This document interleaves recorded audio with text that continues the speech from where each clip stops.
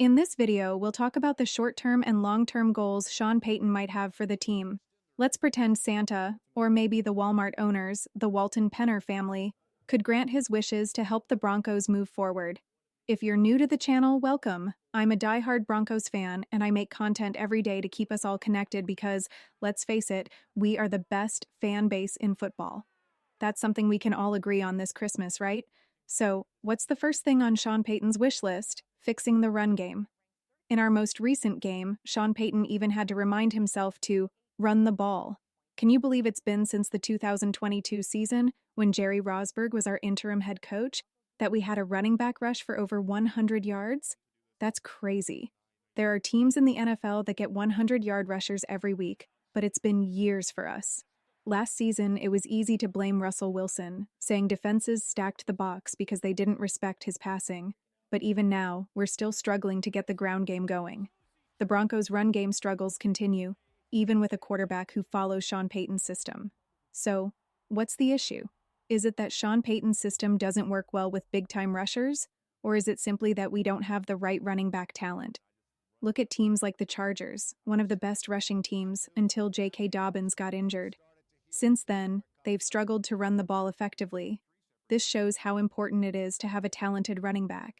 Sure, you need a strong offensive line and a solid scheme, but without a skilled ball carrier, it's tough to get results. Right now, Javonte Williams isn't performing at the level we need. That's likely why Sean Payton's top priority is finding a running back who can complement his system. The good news? The Broncos will have plenty of money to work with over the next few years to make these improvements. Heading into next season, the Broncos are still in a strong position financially.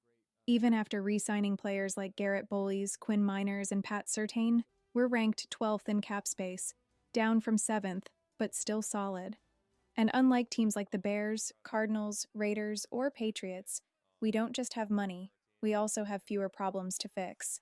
Being a playoff contender with significant spending power is a great spot to be in, and it gives Sean Payton the tools to shape the team into a long-term winner.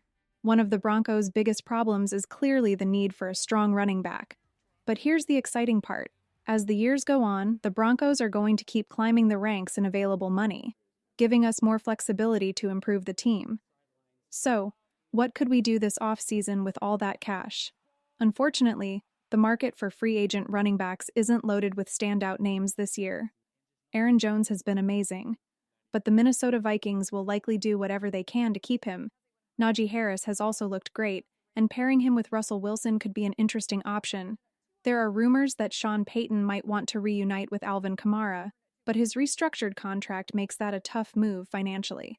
If Javonte Williams signs elsewhere, the Broncos would get a compensatory draft pick in return, which would soften the blow. My hope? The Broncos somehow land that talented running back from Boise State, the Heisman runner-up. But we'd likely have to trade up in the draft to get him, which adds some complexity depending on where we fall in the draft order. There's a lot to figure out this offseason, but finding a game-changing running back should be the top priority. After that, I think the next big need is a playmaking wide receiver. This is where things get interesting because there are some intriguing names that might be available. If you follow different NFL teams on Twitter, it feels like every fan base without a top-tier receiver is dreaming about the same names. It's going to be a competitive offseason as teams try to land these stars. With money offers likely to be similar, wide receivers will have their pick of where they want to go, like the most popular person deciding who to go to the homecoming dance with. By the way, shout out to my wife who finally picked me in college. The biggest name on the list is T. Higgins.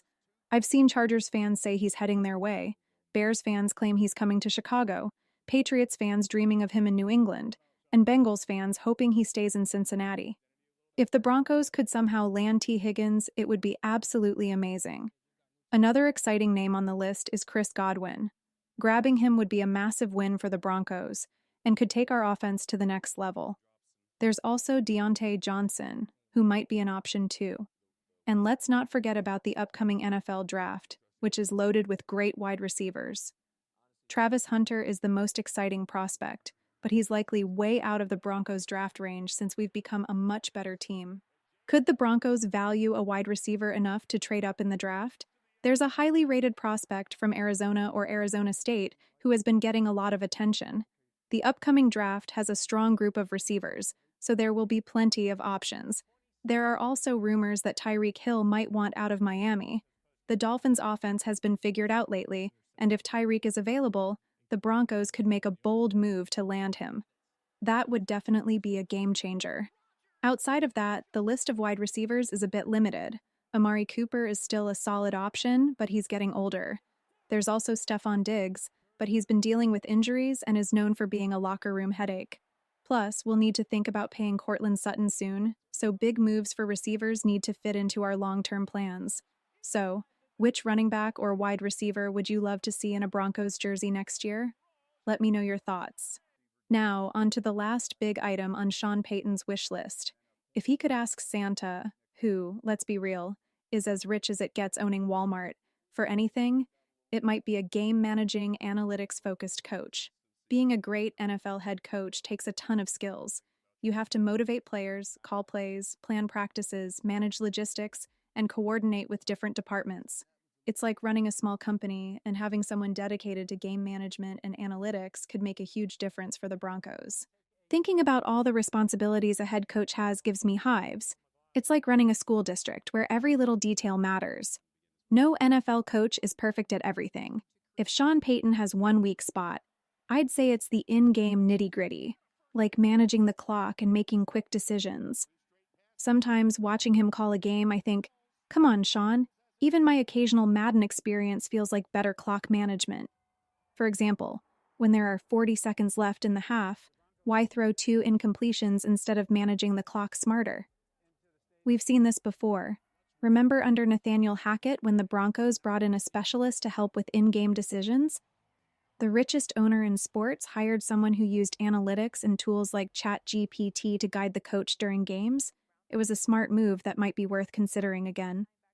But let's be clear, this isn't a dig at Sean Payton. He's the best motivator we've had in Denver, a fantastic builder of team culture, and a top 5 play caller in the league. He's amazing at scheming and setting players up for success. No coach is perfect. They can't be a unicorn who excels at every aspect of coaching. Still, Sean has the skills we need most, and that's what matters. If Sean Payton could ask the Walton Penner ownership group for one more thing this Christmas, it would be someone to handle in-game analytics. Imagine having a specialist using artificial intelligence to provide real-time advice, like when to go for it on 4th and 5, or when to run out the clock instead of risking incomplete passes. Over the past couple of years, there have been moments where I've thought, come on, Sean, manage the clock better. One example that stands out is a game against the Chiefs during his first year. We punted the ball back to Mahomes with time left on the clock, and we all know what Mahomes can do in just 13 seconds. Those little decisions can make a big difference. So if Sean is making his Christmas wish list, here's what I think he'd ask for. A game-changing running back, a playmaking wide receiver, someone to help with the one area he's not already great at, in game management. Finally, I just want to say how much I appreciate creating content for you every day. I hope you're having an amazing Christmas and know there's so much for us to believe in and look forward to as Broncos fans.